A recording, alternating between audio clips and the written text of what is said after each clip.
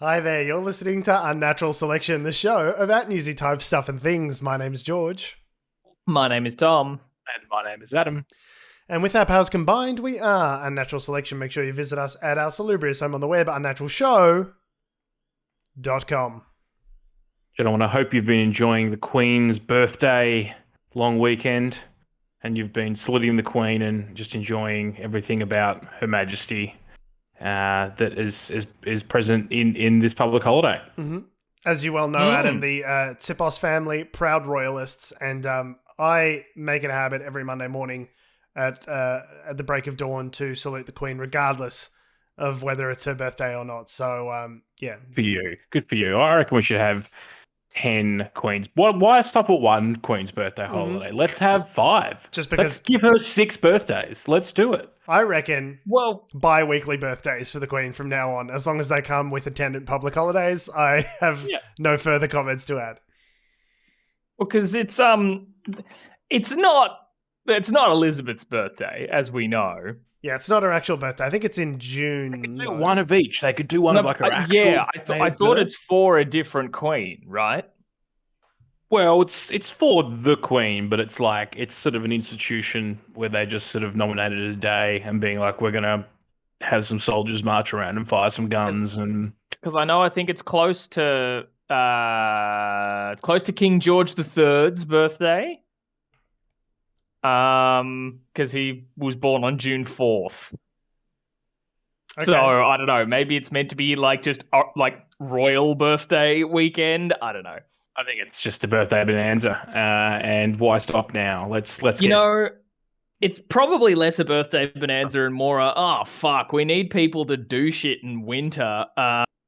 Tourism needs some reason for people to travel around a bit. All right, we'll give the common folk a 3-day weekend in winter so that people travel and do shit. Buying stuff. Have you guys considered buying stuff?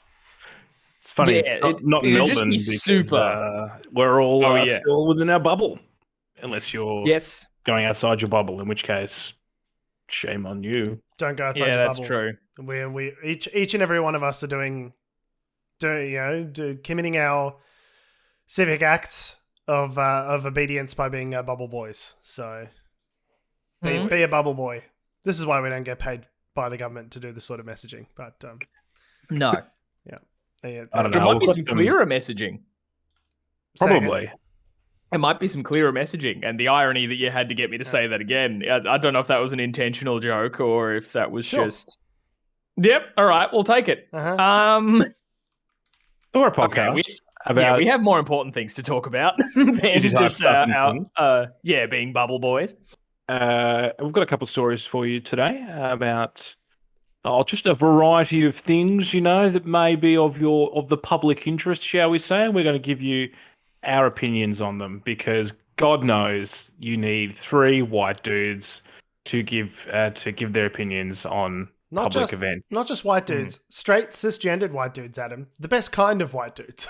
It's almost like there's a gap in the market where we could be able to preach our feelings. Yeah, it's a hugely underrepresented group. It reminds me of a tweet that a very popular news and politics program here in Australia is called Q&A, where it's a sort of panel discussion program generally with some government ministers and things like that. And one time I tweeted, I thought pretty clearly satirically, it was about some issue to do with race, and I said, when's the white man finally going to get a say? And then Fred Nile from the Christian Democrats Party tweeted at me saying, I completely agree. It's sort of I got your back, brother. And I was like, no, Fred. I was being sarcastic, Fred. And then I had a whole bunch of people hate tweeting me. And I was like, no, I'm on your side, guys. It's just like it's satire. You don't get it. This is clever. That's the thing. That was the joke. The discourse TM has just reached such a point of just going beyond parody that you can't do a satire post like that anymore because no, people feel comfortable openly taking that at face value and being like, here. Yeah. Like, Yeah, there when are is some- the white man gonna get a fair shake? Turns out there are some people out there that are just fascists, and they don't really get the nuance and the irony. They're just like, yes, this is a real opinion which I, a fascist, hold. Great, fantastic. Wonderful. Yeah, so I've since been maybe slightly more measured in my responses on Twitter. Like, you don't want to leave any room for sort of like misinterpretation. Because if Just Fred put Niles, /S on the end. yes, yeah, it's a /S for sarcasm. If Fred Niles on your side, that's how you know you're on the wrong side. So, but then you fuck it up and you do /SS and you go shit. And then start. That's how it happens. And then all of a sudden you're zig heiling up and down Main Street. That's how it starts. Yeah, it's a slippery slope. Mm-hmm. Speaking of communications disasters, there's been a big one this week. I mean, there's been several big ones, but this is perhaps the most, what you might call, important in terms of the public discourse. And it's regarding the Biloela Tamil family and the condition of one of the daughters from that family who is currently quite sick in hospital. Now, it's been an ongoing saga, shall we say, for a couple of years now. So as far back as, I think, 2018, they came to Australia as refugees, and they were given refugee status. They were given temporary, I think, protection visas or whatever the visa is called. That expired after a while, and they were then rushed off to immigration detention. These were two people. Sorry, go on. Oh, so these were two people who had arrived separately as refugees, but met in Australia, got married, and had two children in Queensland. And then all four of them were seized as part of this visa lapse. Now, I understood there was like some sort of like clerical error, and so their visa, like, there was a visa lapse of like less than 24 hours. Like, it was Yes, almost, that's right. Yeah, could you speak to that a little bit more, Tom? Or as I remember when it when it happened a few years ago, it was like part of what made it so galling wasn't just the treatment of, oh, hey, your visa's expired and we're throwing you in offshore detention like the government just bloody loves to do with anyone who arrives by boat. It was that it was within a day. Like, it wasn't like, oh, we've caught you on an expired visa on the next dodging day. the system. It was like, oh, yep, and you're done. And everyone's like, what? Like, these people have just been living in Queensland happily, and, you know, their community loves them. They were following all the rules, and you've just... For several years, by the way. It wasn't like they were there for a couple of months. They'd been there for years. In the town of... I'm going to say it wrong again. Biloela. I'm sorry, I put that in your head, Adam. You have. But for everyone, before the show, I was asking the others here to clarify for me how the suburb that they're from is pronounced, because that's what they're often referred to as, and I always screw it up. And Adams and George said it perfectly confidently to tell me the pronunciation. I'm still scared to even try, and now Adams stuffing it up. So I fucked it. I'm sorry. Look, it's part of the course for me. So they've been just on before we sort of like, it is like stunning to me how efficient the Australian government is when it wants to be. It's like, when it comes to detaining Browns for a muck up on some paperwork, like, right onto it. But like, you know, should we get job seeker, job keeper extended out to people? I don't know, like, oh, there's a new lockdown, or let's wait a week and see how many people starve to death. Like, oh yeah, like, we'll see how we go. You got to apply for a scheme. It's like, it's a whole thing. It's a procedure. You got to be standing on your left foot. You need to have less than $10,000 in the bank. You can't be working this. You need to apply. There's a whole process. Then we'll give you the money with 7 to 12, 11 business days. Whereas like, wait, hang on, some brown guy in Queensland didn't fill out his paperwork.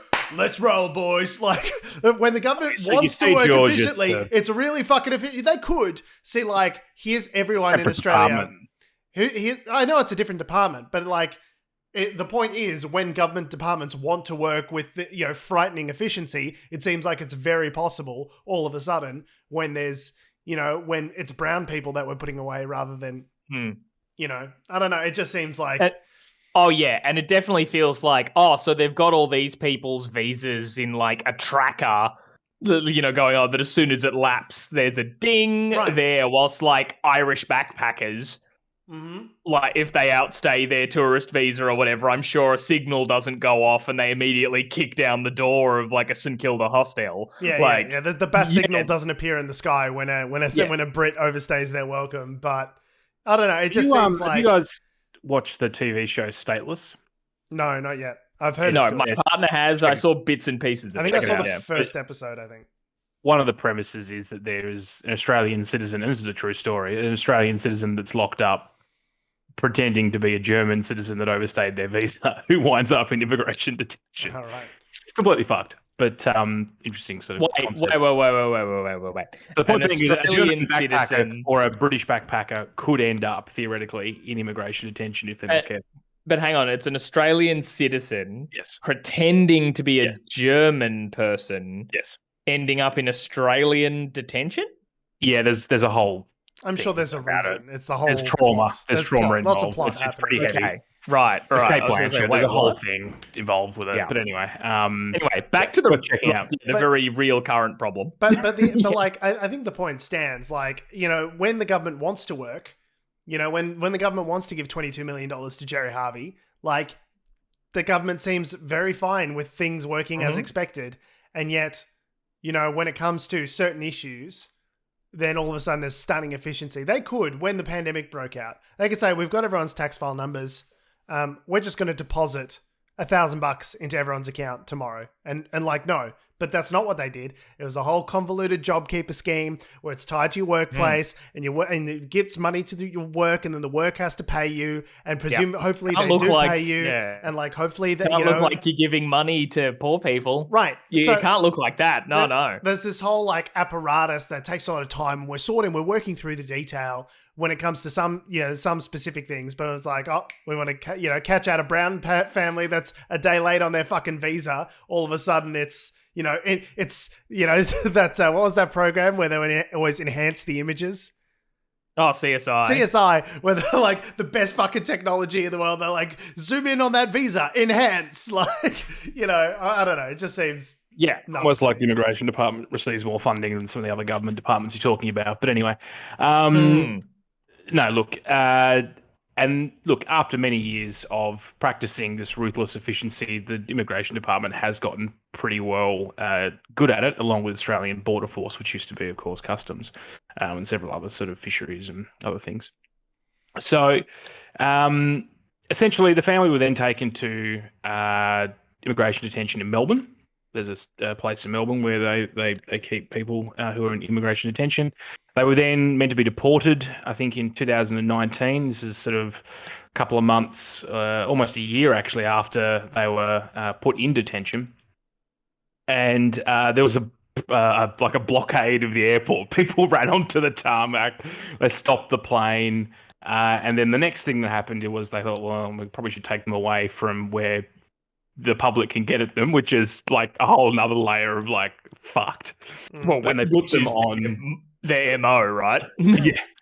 Put them on Christmas Island, and they've been on Christmas Island since then. And during that time, one of the children has fallen quite ill. So their 4-year-old Thanika was trying to get medical treatment for I think it was 10 days.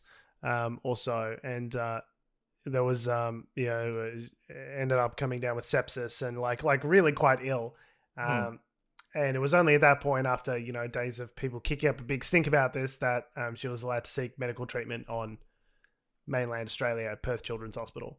But only her, not the family. The family is still, and this is the whole thing. Her mother got to go with her, but the father and her elder sister had to stay on Christmas Island in detention. So the big the big discussion that's been going on sort of since is one, how did her health get so awful to the point of needing to be sent to hospital? I think it was like untreated pneumonia was what I've seen some people talking about. But then also can't the father and her sister go to Perth with them so they can all be together. And then furthermore, can't they just live in Queensland? Can't they go back home and have a new visa? And I saw can't we stop being so unreasonably cruel and just let them live? Something about how, like, in relation to this specific family, the Australian government spent something like $6 to $7 million keeping them in detention, and a lot of money. You know, a lot of money. it just seems like, and like now after the latest shitstorm, a bunch of backbenchers of the Liberal Party is just going, this is going on for too long. This is unacceptable. I mean, who put this policy in place? Man, that the people have been in government for the last 3 terms really should have done something. Oh, that's us? That's me? Oh, okay. All right. Well, I mean, keeping our borders safe. When the moderates of the Liberal Party just like come out of their hidey holes and they're just like... No, it's not the moderates coming out. No, it's not the moderates actually coming out and giving a shit. Okay, because they've known this the whole time. They've been a party to this. They voted for it. Like, even the Labor Party, a sniff of public opinion. Right, exactly. As they've seen that everyone's fucking outraged about this situation, rightly so, that the Australian government is torturing 4-year-olds, and they've read that they've stuck their, the finger up in the air and they've read the room a little bit and they go, it turns out torturing children is bad. Apparently people in my electorate don't love torturing children. But this is exactly what they've known and been a party to the entire time. So for them to turn around and say, like, oh, this has gone on far too long. This is ridiculous, isn't it? Is completely rich because they're the ones that have been facilitating it. They're the ones that have been in power. They're the ones that were like campaigned proudly on this offshore detention program. Like, and it's also really galling to see like the Labor Party also like point scoring, being like, yes, it's awful what this government's doing and they should be allowed to come back. And it's like, yeah, but you guys, when you were in power, like immigration detention. Yeah, when you were in power policy. Nearly a decade ago, you started this. They arrived in Australia by boat in 2012 during a Labor government. Yeah. Yeah. And like, yeah, a lot of Australia's offshore, like torture camp policy for any people arriving by boat was like orchestrated by the Labor Party at the time. So yeah, it's a bit rich. It has huge, I think you should leave the TV show energy with the man in the hot dog suit. It's going, we're all trying to find who did this. It's like, no, it's me. Do neither of you get that reference? The reference. No, well, I think so many listeners probably punched the air and giggled with that one. Do you want me to explain it or should we just move on? Kind of. Not really. It's almost better if you don't. All right, perfect. Well, Simpsons reference. We'll leave it at that, shall we? Hot dog man, we're all trying to find the guy who did this. They did this. Yeah, all right. Yeah, they're the ones who did this. I think I follow. Yeah. It's...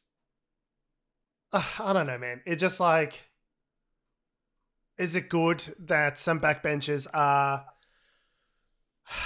talking about doing the right thing and allowing this family to stay? Yes, it's good, but they're doing it for completely shallow, cynical, self-interested reasons. And so, like, I guess it's the thing of doing the right thing for the wrong reasons. I don't want to give them any doing credit. The right thing. Yeah, don't give them any credit, but it's like, so it's good that you're doing it, but also, like, where have you been? Yeah, over the last like couple decades, even before that, really, just in different contexts and for different forms of immigration and all that sort of stuff. Like the cruelty's been the point. Yes. And this has been like facilitated and or at least enabled by people in government all this time, regardless of whether or not you were part of the department or whatnot at all. So it's like, doing the right thing for the wrong reasons is still doing the right thing, but it's still for the wrong reasons. So you're not getting any credit. But like, so yes, do this right thing. But hey, also, while I've got your attention, there's some other right things I'd like for you to do. My friend Paul said it best, I think. Don't let yourself be fooled by the compassionate "it's time" narrative some libs are trying to push about the home to Biloela family home. Hashtag home to Biloela. They're trying to make you believe detention was necessary, but we can relent now. It never was. Yeah, it was never a humane policy. It was always nasty and cruel. And for them to recognize it a decade later is like far too little, extremely too late. And it's why them always try to frame it as necessary, because the thing that they always trot out is, oh, if we give even an inch, like the boats will start up again and people will drown at sea in like shitty, desperate forms of transport out of wherever they're leaving, kind of thing. It's like, but you don't give a fuck. Like, they don't give a fuck about that. It's, I don't know. Yeah, The fact that happy to fire up the compassion cannon when it looks good for them politically, but at any other point in time, if these family weren't on the front page of every newspaper, they would literally let them rot in prison, because that's what they've been doing. Like, yeah, Well, just to segue or tie back into our initial discussion at the start of the show about government efficiency and perhaps ineptitude. Tom, you were saying before the show that today, so fresh off the press, our beloved Deputy PM, who we've discussed previously a couple of weeks ago on the show. Would we say that? Well, the guy that was given the chair because Barnaby had sex with one of his staffers and really is not qualified to be in any way the Deputy PM, that just has to be because of some power sharing arrangement they've got within the coalition. That guy. Imagine getting a $200K pay rise because your boss fucked his secretary. Like, you'd just be so thrilled. You just be like, oh, that's terrible. What awful news, Barnaby. I'm so sorry to hear that. $200,000 pay increase, though. What do we say they get? 460. And I only have to do anything whenever my boss just decides to pop out of the country? It's the best gig. Even better. He's just like kind of stifling his smile and be like, I'm so sorry. That sucks for you, mate. Yeah. But of course, Scott Morrison's out of the country this week, so at the G7. Like a G's. No, not gonna make that reference. Michael McCormick, Deputy PM, has stepped up to the plate, and thank God. Is it stepped up to the plate, or is it? I feel like the media is just kind of like, all right, ScoMo's out of the country, so the other one's in charge. This is our opportunity just to ask him about everything. Okay, like, the dumb ones. It's like when you get a substitute teacher and you go, Mr. Ronaldson actually lets us watch movies during this class, and they go, I don't think he does, but I'm also like not here enough to know for sure that that's not the case.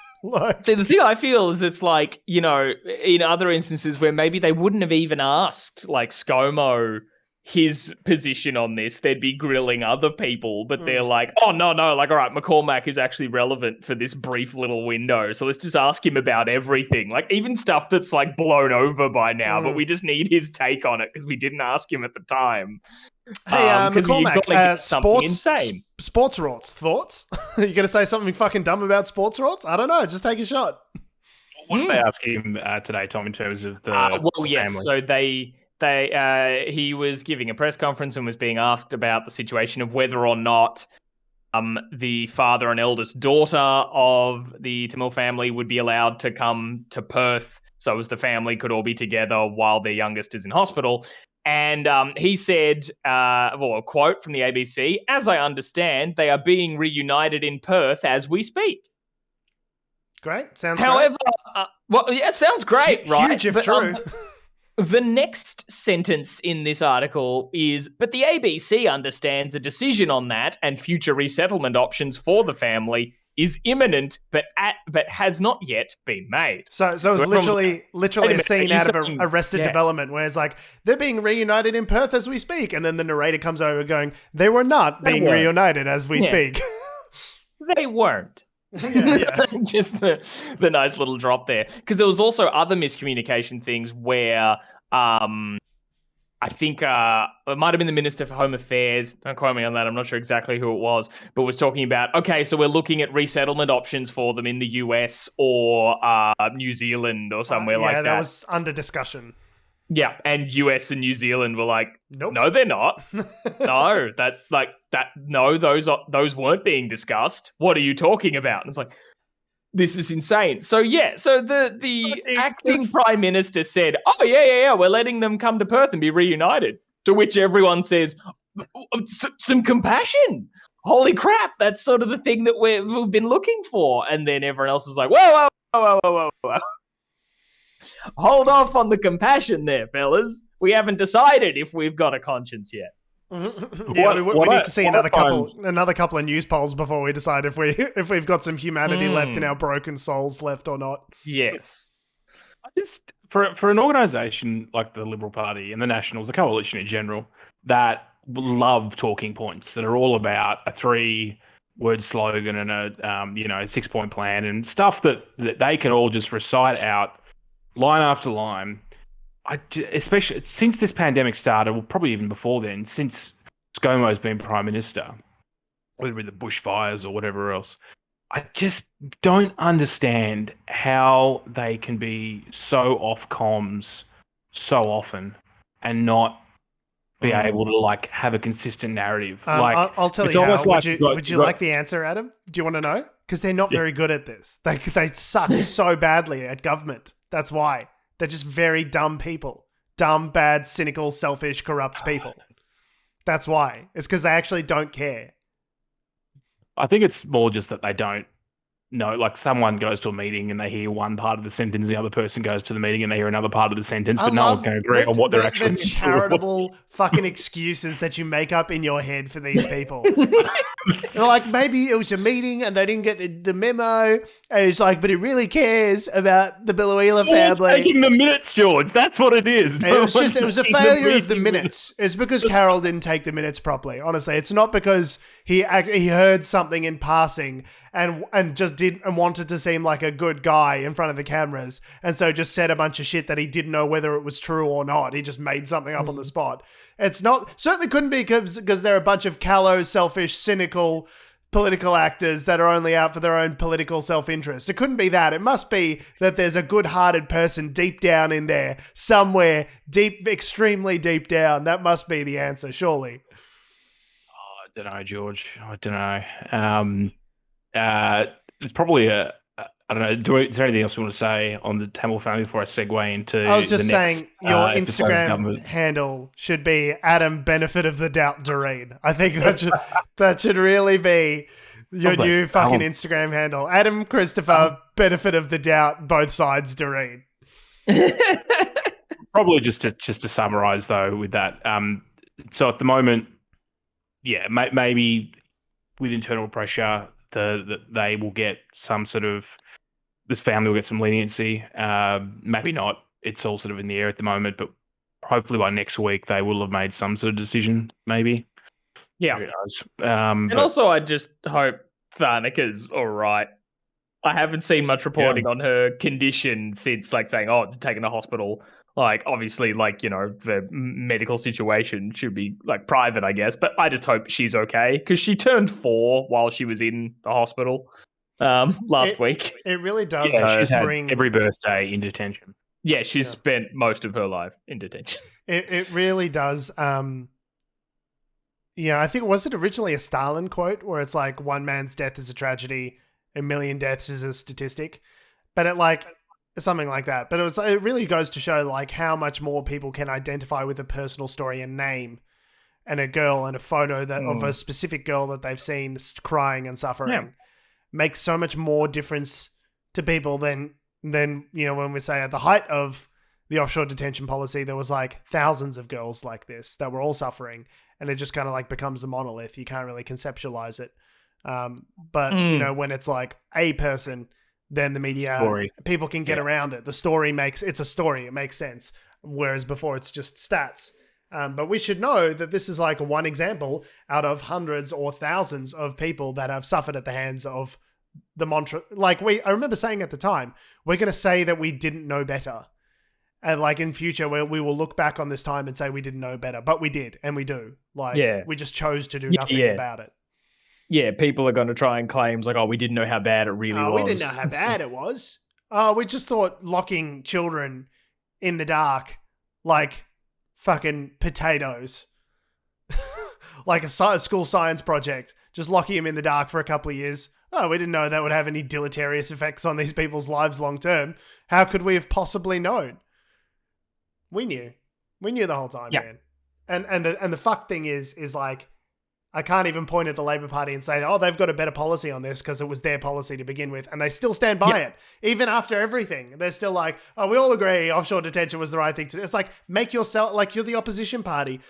present yourself in opposition to this clearly unpopular thing. They're still too spineless even now to like, I don't know. Yeah. It's incredibly frustrating. It's like, it's one of the many things that the two parties kind of like, no, we're all in agreement in this. And that's why like any legislative push that is kind of presented by independents or the Greens or whatever sort of on these issues are just met with, no, bipartisan support between Liberal and the Labour Party. Everyone acts all outraged, but we've been happy with this state of affairs for a decade. The Australian public has, and the Australian political apparatus has just reflected that popular opinion. It's all right. Jenny from Caroline Springs doesn't have to worry about all the guilt if she doesn't hear about it. I thought you were going to say Jenny, Scott's conscience gave him a buzz and said, hey, it turns out, what would you do if it was your daughters that were locked up in detention for their entire lives? The Chaser did a fantastic version of that. Oh, really? Which I think was like they did a little stunt the other day because they've got their blue tick back in like social media news following them impersonating Donald Trump on election day last year and tweeting, "Don't vote for me, I'm a fucking idiot." Got their blue tick status revoked. They've got it back, but they spent some time that's pretty the other day. Obviously satire, though, right? Like, because like the act couldn't change, right? But like the title and profile photo could. So the idea is to make it like look like unless you're paying attention. I don't know. I thought it was pretty funny. Like, who calls themselves a fucking idiot though? Like, I think that's funny. It's very funny, but it's dicey, but very funny. But yeah, so they decided to do like a lot of that in like smaller amounts the other day at like stupidly late at night. Presumably, so it was like the US time zones, I guess, maybe got more of it than the others. They impersonated J.K. Rowling, putting her picture up and her name and saying McGonagall had a foot fetish, just tweeting that out. They impersonated the Pope and just said Happy Pride Month from all of us at the Catholic Church, like all that sort of stuff. Good. But then they did Scott Morrison. I'm trying to find here we go. So they did so it had the same profile photo he has on Twitter, his name, blue tick, but it still says @Chaser underneath. Sure. So it's like quite similar. But tweeted, Jenny sat me down today and asked me to think about how the Biloela, how do you say it? Biloela. I fucked it again. Biloela. How the Biloela kids are just like our girls. She's completely right, and after a lot of reflection, I've deported my daughters to Nauru. Yeah. Yeah, perfect. So, yeah, what I've done is lock them in an airless room for their entire childhoods. Yeah. They still have their blue tick after this, though, so interesting. There you go. Is the blue tick for context? The blue tick means you're a verified account, so it's like, yes, this is the Chaser. So then I couldn't do @Chaser with 2 A's and make it look really similar. There'd be one with blue tick and one without it because I'm impersonating It's how them. you so as a supporter knows if you search for someone that this really is their that actual person. account. Right. Yeah. Yeah, so it's been verified that account is who they say they are. So you kind of have to, from people I know who've gone through the verification process, kind of you have to sort of give like proof that you would be someone that people like that would try to impersonate Some kind sort of as well. Figure, You're a celebrity or a journalist or an organization or whatever. Yeah. There we go. I learned something about Twitter. Mm-hmm. And now begins the journey of 1,000. What is it? Miles. Journey of 1,000 miles starts with a single step, Adam, and now you're on your way to being Twitter verified. Great. Yeah. You need to start a Twitter account first, obviously. I have a Twitter account to get there. But mate, if you got blue tick before like either of us, I would be spewing. I'd be so bad. I'd be like, oh my God, rude. All right. So let's move on from that clusterfuck of cruelty. And I guess the theme of the show, is, as it's sort of presenting itself, is that the government ruthlessly efficient in some ways and completely mediocre in others. One area that they've been pretty thorough with and are being ruthlessly efficient on right now is changes to the medical benefits scheme. Totally necessary. Could you imagine working for a government in the middle of a pandemic and being like, you know what we need to do? Cut Medicare. Wait. Hear me out. Only for unimportant things like spinal surgery. So, context. Now, who do we know recently who needed before operations on their spine? Is it someone who was a prominent, semi-popular leader in the party we hate? You reckon it's Dan Andrews? That's why they're like, actually, you know what? Turns out spinal surgery is fucking bullshit, hey?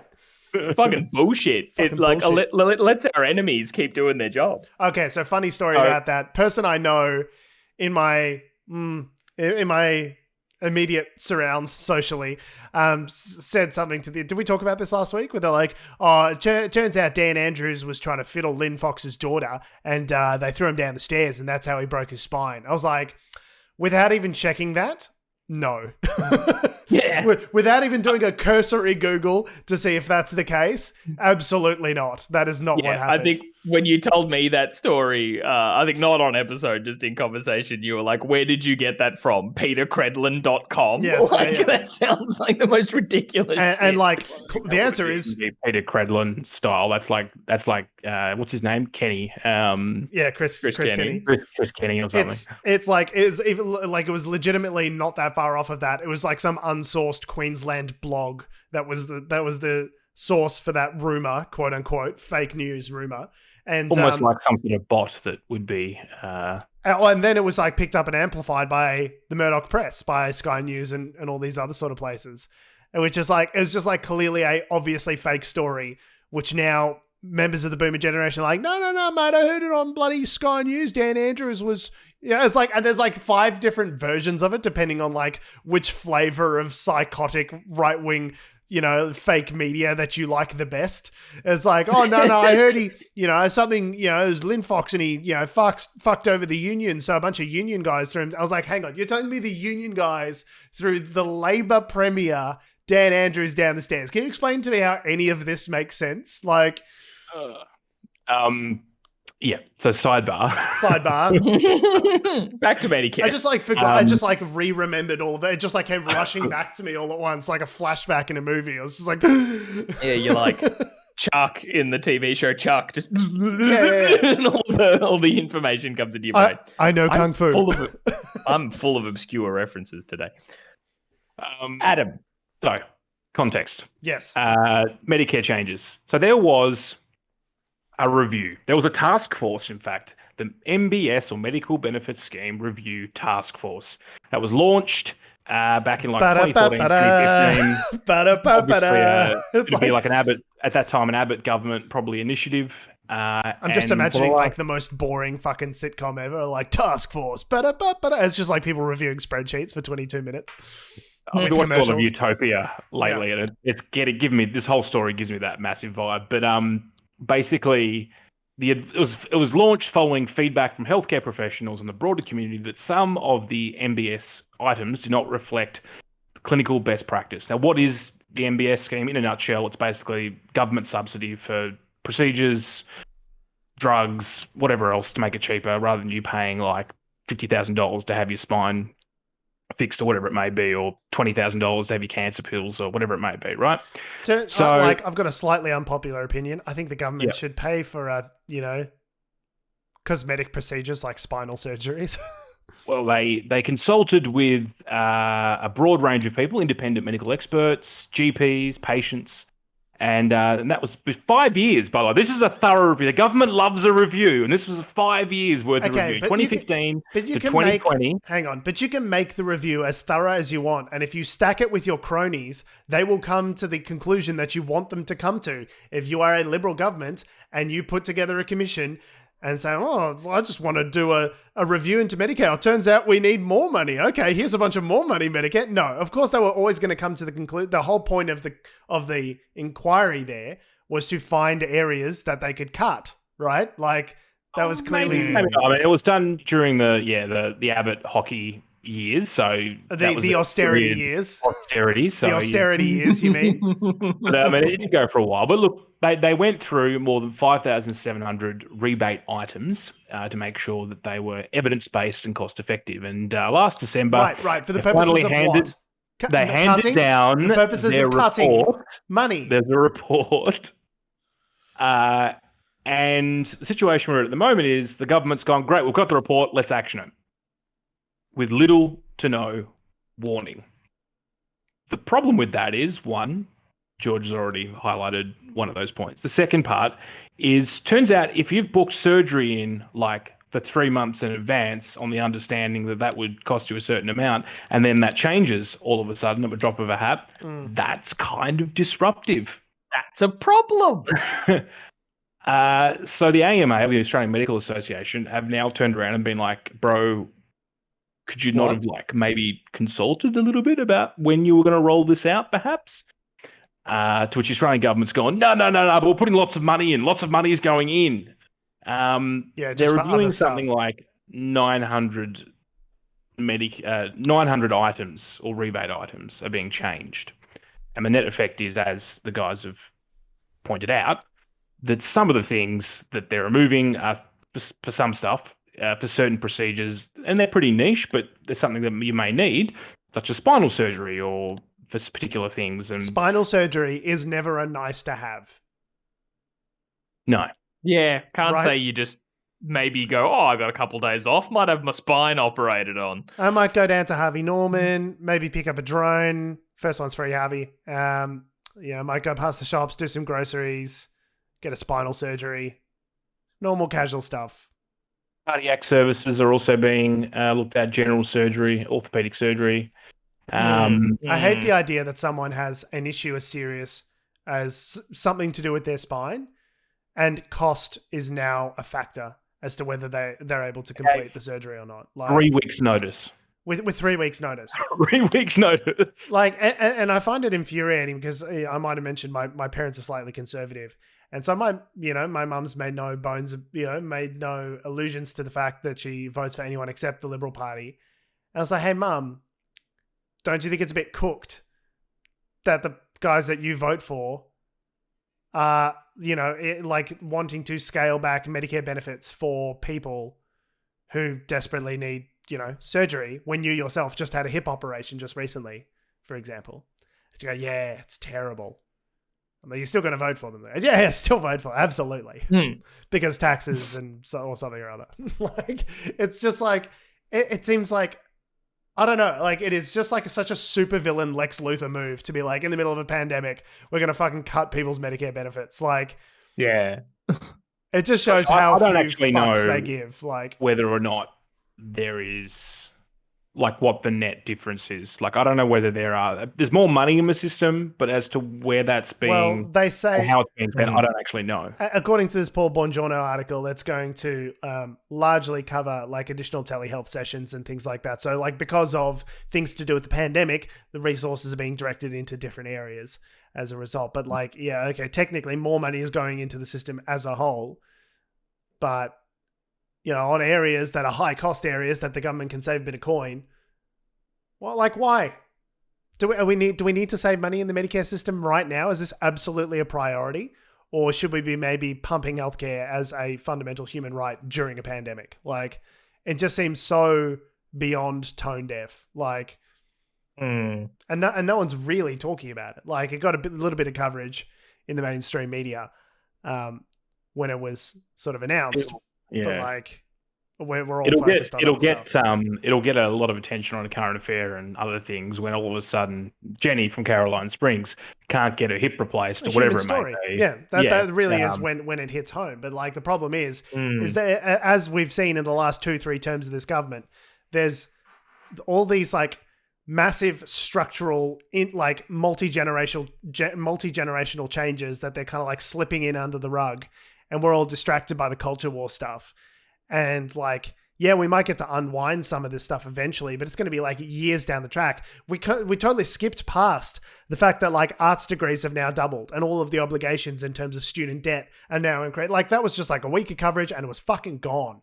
And like, we talked about it, but it was, that was that really. Wasn't okay, we talked about it. That's how you know nobody important is talking about it, is we're talking about it. Like, it's massive structural changes to the way our economy operates, the way the next generation is going to be able to get ahead or not, and it gets a week of coverage and it's gone. Like, this is what this government does, is they do massive structural reforms and then like sweep it under the rug, and then they'll be yelling about, I don't know, coal-fired recovery or woke culture, or, we'll be getting upset about some dumb culture war stuff and like completely forget all the massive, the incredibly, pervasive structural ways that we're getting fucked by this government. Like, I don't know. Oh, but yeah, it's okay. You'll be able to have your $1,000 tax write off that'll continue for this year, Right. and Joy. you know, The enjoy hip that. operation will cost you 40 grand out of pocket, but at least you get that $1,000 tax break. To be clear, I actually have no idea what procedures are or aren't in this new revised scheme, but as an example, a hip operation. I'm sure actually the hip operations are pretty common. I'm sure that would still be covered, but if you've got a cyst on your spine in the lower lumbar region or some other sort of thing, I don't know where that would be. I hope you saved up. I hope you saved up for the potential. Like, it's not just the out of pocket expenses, surgeries that people have delayed, or like changes that have just come down the pike all of a sudden. It's the structural changes. The fact that, like, unless you are now, like, to be able to count on a healthcare system being there for you, like, factors into the way you conduct your life, right? Like, if I know that the whole healthcare system is going to be privatized, you make different choices. You would do things differently, I guess, or maybe some people would. It just seems like completely unconscionable to be like, yeah, now not only have we undermined your current situation but we're also undermining your faith that the system will be there for you in perpetuity in the future. Like, the idea that we have a country where you can get, if you need medical care, you can get it, and you won't get charged for it. You can get the help that you need. You might have to be on a waiting list for a hip operation or something like that, but you will get the help that you will need. That's always been the social compact that we've had here in Australia. And what this says to me is that there's just, like, piece by piece, they're like eroding it, and they're happy to do that because their stated goal is the complete privatization of, of all this sort of stuff. They haven't said that. They haven't said that publicly. Okay, they haven't said, like, our goal is to privatize everything. But if you look at all of their policies, that's what they're doing, right? Like, that is the practical, which is also application, like of all of these actions. Is like your faith in, like, public healthcare should be undermined. There's a larger question as well about the cost of private healthcare as well. Given like private health, people are in the younger generations are actually they're dropping out of private healthcare, or they're not taking it up. It's something I've discussed with my wife a lot recently. It's like we're paying $260 a month, and I have been since I was 25. And it's like thousands and thousands of dollars at this point. I've gotten fucking nothing out of it. Like, but the equitable argument is that when you get 30 onwards, things start to break in your body, and then eventually, by the time you get to your 50s and 60s, you've paid your dues, so to speak, and you get to cash in on that check. But yeah, so why couldn't that be our taxes then? If that's the system, it's like, why can't the taxes I've been paying be part of that, and then the government covers it? I shouldn't have to be paying a private health insurance. Yeah, I mean, Americans always talk about, like, oh, we need to have a public healthcare option like they have in Australia. I'm like, it's not that fucking good here. Like, it's good, but like we're shit tons better than theirs. Sure, and like their system is, like, properly cooked, but like they make us sound like we're some fucking utopia, and like it's really not. Like, even the NHS in Britain has probably got a better reach in terms of what you can claim under it than you can here in Australia. Yeah. And I think another thing, sorry, I just did a little bit of research because we're talking about, like, examples of things that might be changing under this. Another part is that certain procedures might currently cover multiple numbers or items under the Medicare benefit scheme, but they might consolidate them into single ones. So the example that was given here in this article is that there's maybe an item code for bone grafting, and there's another one for bone fusion, and when they repair someone's wrist, both those things might be utilized. So now, like, one number will cover both those things. So whether or not then it just, I guess then, the article doesn't go into this, but that just leaves me to think that if they say, oh, we pay out X amount for this and X amount for that, but then in a combined, that the amount they'll pay out for that number is less than what they would have combining the others, then you're paying more for surgeries. And that's what that's what this lead time needs to figure out, right? That's why you don't just give because as pointed out along here is that that some surgeons may have already given out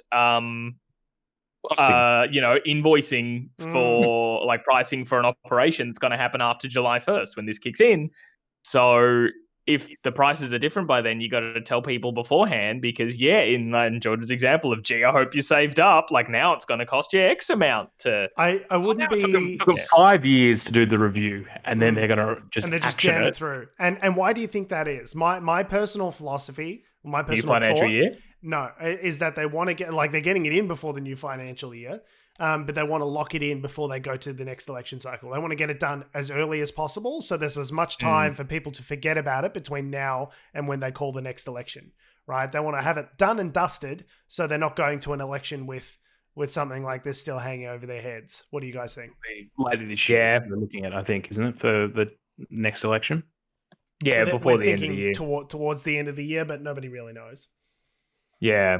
But no, I think you're right, George. Like, it'd be that sort of thing of, it's like when they push through like crazy national security changes, like just before Christmas. Yeah. It's like, no, let's just get this done immediately so that then over the Christmas break, everyone can forget about it. Mm-hmm. It's all about timing. Now, sort of sidebar, one thing the government's doing pretty well at the moment is they're cracking down on criminals. And the criminal justice system is apparently working. Obviously, there was what was the operation called, Tom, recently this week, where they... Oh, I might have pulled that code name out. Or something. You're talking about I said Project Brunello? No, I'm talking about the other one, where they effectively copied the plot of Startup, which is an American TV show and a South Korean TV show, and did that in real life, and then arrested like hundreds of criminals across Australia and across the world as well. I don't remember the name of Ironstone or something. I believe actually it was called Operation Ironside. I thought I was just like, I'll just pick a cool name that sounds like a code name for some kind of sting, and like, oh no, I picked the right one. So, like, the feds are just like, they'll be drinking cocktails right now because they've just, like, arrested a bunch of people. Like, their plan worked. Great. There's also another, and this one's been getting less attention, I think, than the Ironside operation, Operation Brunello, as George said. And this has been Operation Brunello. Brunello. I was going to say, it's a much less, like, immediately cool names. That's probably why it's been getting less press, right? Yeah. Like when you have one of like Project Brunello, a success, everyone's like, oh yeah, all right. Operation Ironside. Yeah. Operation Ironside takes down the darknet. You're like, oh, I'm going to click on that. Operation Brunello makes it sound like they're making pizzas or something. Like it's a inner city Melbourne cafe or something. Hey, welcome to Project Brunello. Come, take your seat. Very nice table here. It's all in the code name. You got to have a good code name or your operations ship. Operation, we're not here to fuck spiders. It's an operation that's been looking at basically organised crime for drug importation and other activities that are a risk to national security. They have found that there are a significant number of Qantas staff, up to 150, that are linked to criminality. The operation describes the suspected wrongdoing that is serious and represents a very high threat to the Australian border. So, for those who don't know, Qantas was our national airline, and it's since been privatised. But it's still a national carrier for. They're the ones that are in all the ads. So, the Australian government still has an ownership stake, don't they? Some sort of stake, yeah. I don't know. Do they? It is a public company, so I don't know exactly what the ownership situation is there. But it was like fully state owned at some point, and is now no longer fully state owned. I'm aware of that. Yeah. Anyway, so a massive airline here in Australia, and yeah, to say 150 staff members, specifically in the sort of like baggage area and sort of, middle management sort of type areas, are specifically linked to criminal gangs, along the lines of Comanchero motorcycle gangs and, drug cartel type stuff, is particularly concerning because that's that's how drugs move around, is through, planes and trains, planes and automobiles. So to find out that you've just like casually got some bikies hanging out the baggage claim going, nah, mate, it's like, hey, Davo, could you help us move some bags? No, mate, waiting to move some bricks, mate. Bricks of what? Just terracotta bricks, not bricks of anything.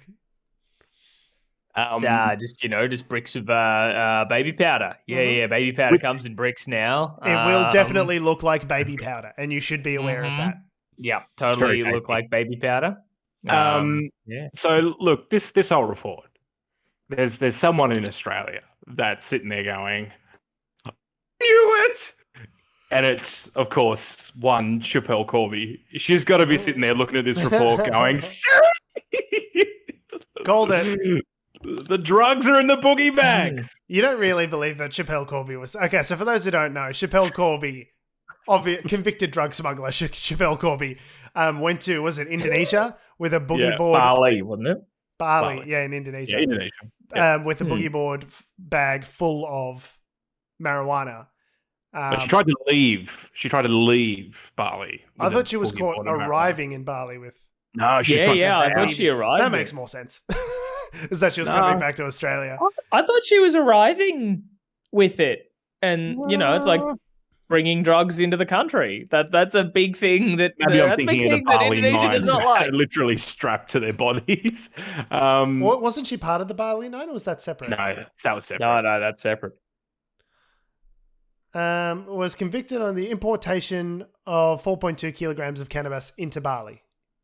Yeah. So I thought it was like she arrived and they checked her boogie board bag and it was full of weed. Yeah. She always maintained it was the Qantas baggage handlers that did it. So this is kind of funny in that sense. I just love the idea of Alan Joyce like strapped up, in a leather daddy uniform, just be like, nothing to see here, boys. Like it's just like, packing boogie boards full of marijuana, just to get Chappelle Corby some no-name. Now, what's interesting is that Qantas is the only commercial airline that holds a trusted trader accreditation with the Australian Border Force. So that means that every single employee connected to international air freight must pass a fit and proper test. Yeah, but and apparently no one's ever failed it. What's involved in that fit and proper test? I go, hey, are you fit and proper? And I go, fucking boy, am I fit and proper? Excuse me while I move these suitcases behind you, love. Yeah, Adam, can I just double check that with you there? No one's ever failed it? Because that's different to everyone who works there has passed it. Yes. If no one has ever failed this test, it means that they have either never checked someone who's been dodgy and just everyone's been perfect, or their test is rubbish and doesn't catch anyone nefarious. Quote, we've not been advised by Border Force of any of our employees failing this test. There we go. All right. So there we go. Everyone who works there has passed it. That's different to no one has ever failed. It's a great test. Only stand-up people have applied for this job. International customs. Yeah. So what they're talking about, people coined, the term they're using is trusted insiders. See, that feels like an oxymoron. I don't know, just being the criminals, they're trusted insiders, so the criminals. And yeah, it's. I know Qantas is a massive organization, right? Like there's thousands of people that work at Qantas, but still like 150 crime-linked people in an organization seems like too many. It seems like a few too many. Yeah. It's a concerning number. It's not a oh no, Qantas is corrupt number, but it's more that's bad. That's bad that the criminals have infiltrated like the trusted international trading partner company. There was a story a little while ago about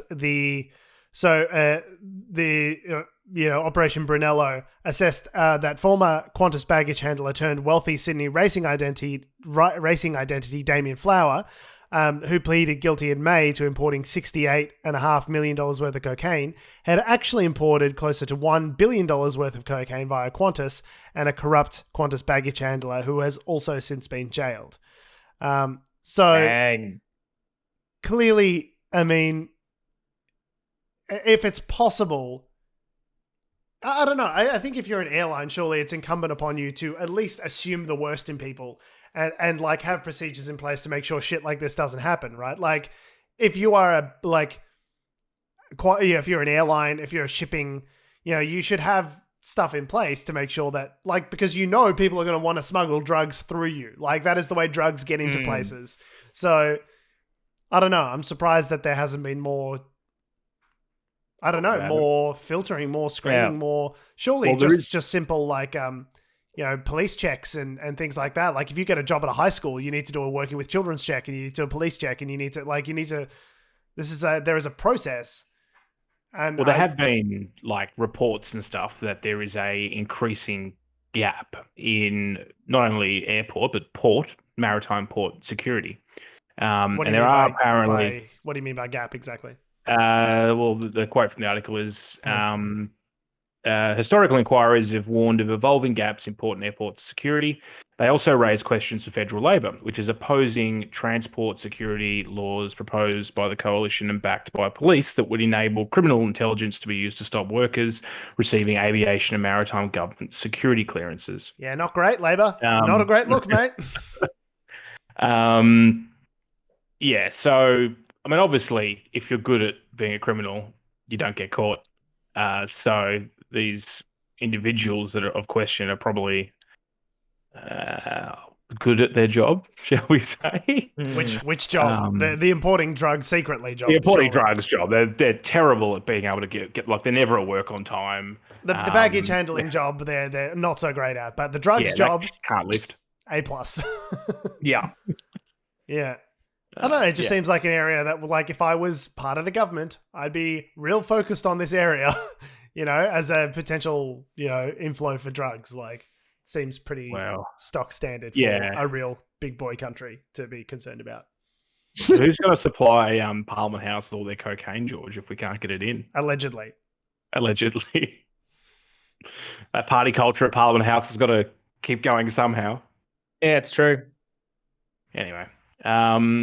But yeah, interesting story, that one. It's kind of it actually reminds me of there's this great New York Times podcast actually called what's it called, something X, where they talk about basically sort of fascistic elements in the German military, Day X, which is great podcast by the New York Times. If you haven't, there's 3 episodes out. And you should definitely listen to it if you haven't. But like basically talks about like neo-Nazi elements in, German military and police and sort of assassination attempts and all this German sort of stuff. Military we're talking about. In the German military. Did I not say that? Contemporary German military. Yeah, no, this is the old. We were aware there were some fascistic elements in the Nazi party in the 1930s. What? This is more this is news to me. But yeah, sort of having sort of shadow. It's like some fucking Hydra, Marvel Cinematic Universe, like Hail Hydra sort of shit. You have a shadow organization within the organization that is sort of devoted to, nefarious, outcomes. In the German military, the stuff that they detail in Day X, it's obviously like right-wing sort of fascism.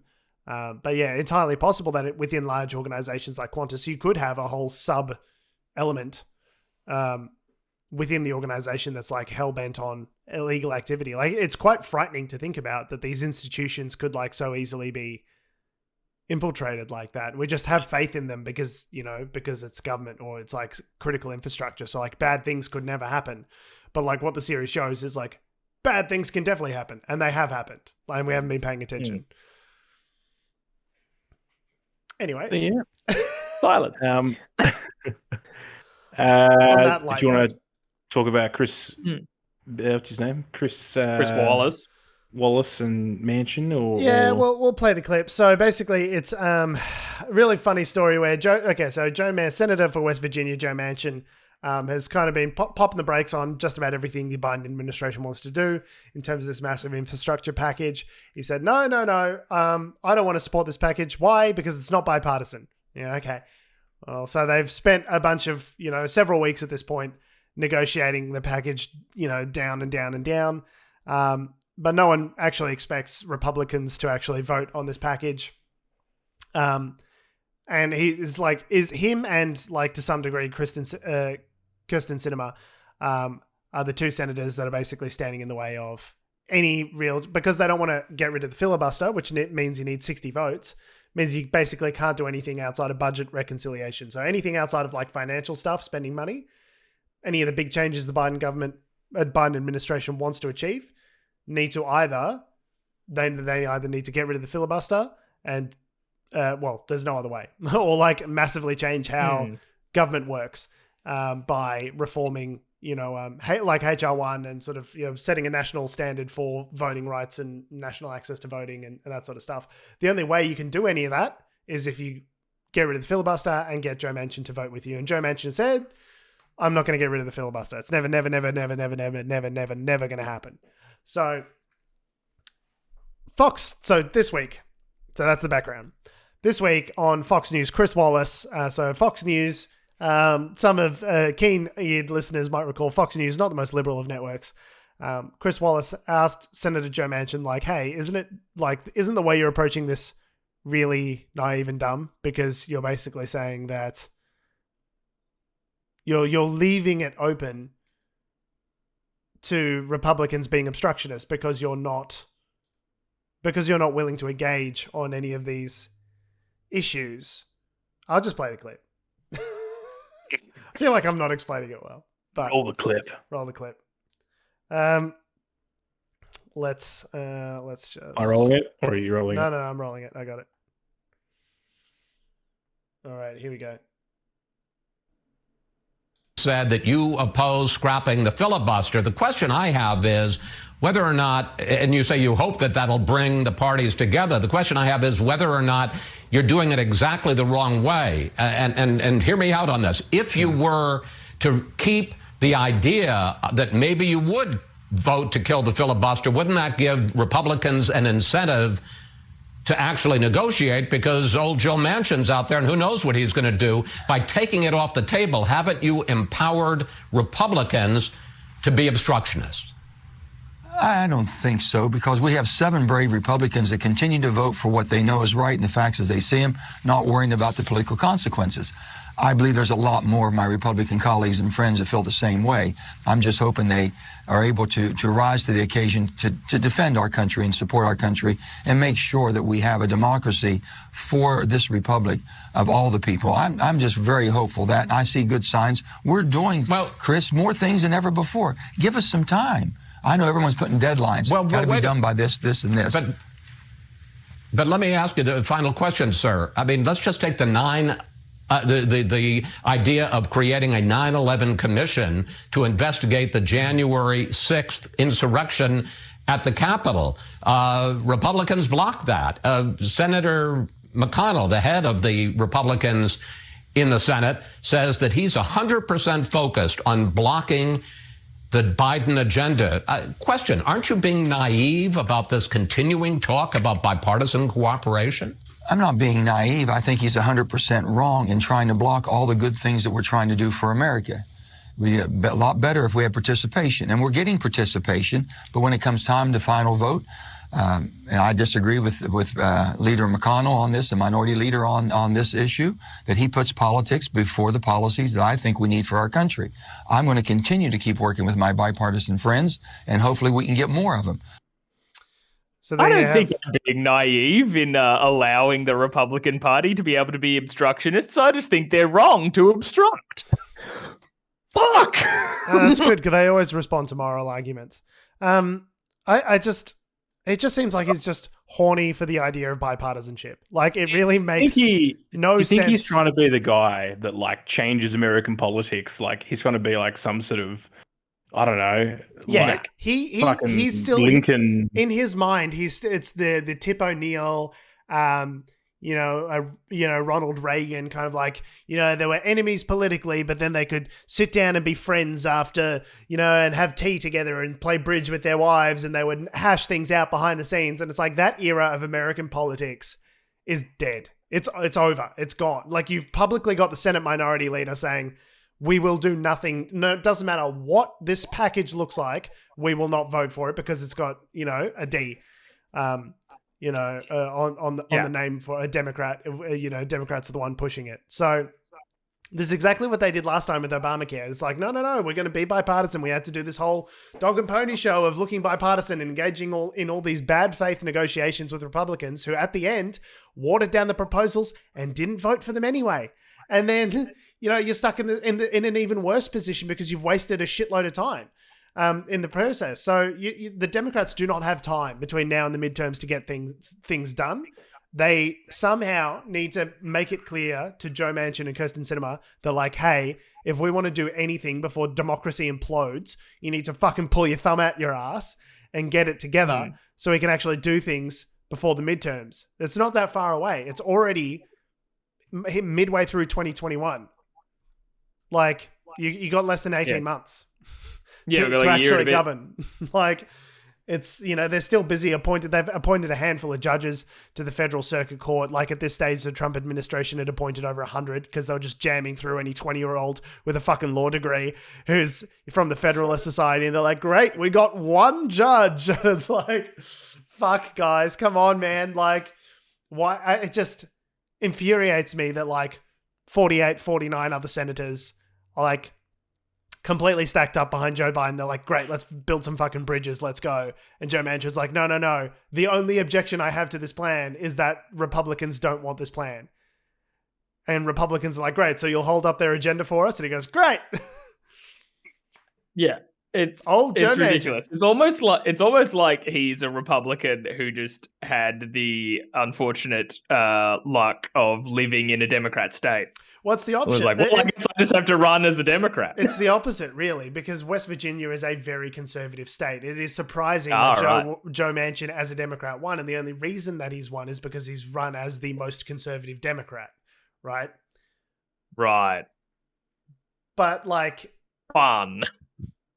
If you think about your party and where your party is headed, unless you pass the Voting Rights Act, HR 1, that allows people to have a minimum federal standard for voting no matter what state. Like, it's the only thing that's going to undo on a federal level all the gerrymandering and shit fuckery that the Republicans have pulled on a state level for the last 10 years. It's like, unless you do that, Republicans will just rule by minority from now until forever. Like, you will have successfully allowed the failure of democracy.